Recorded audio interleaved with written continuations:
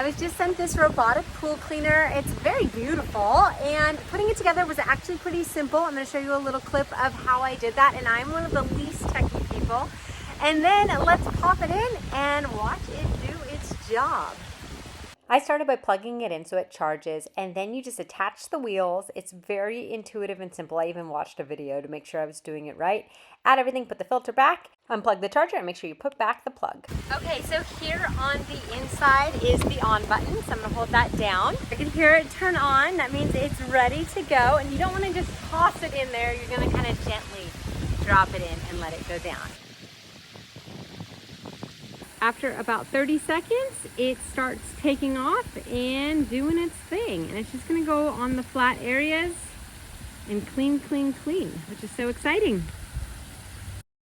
It will go up the edges a bit too, which is great. All right, I scooped him up, put him up here, and then you can use this cool little hook if you want to, or you could probably just use any other way you want to get this guy out. But get the water out, let's hit the stop button here. I turn them off, and then we can open it up and see what's in the filter.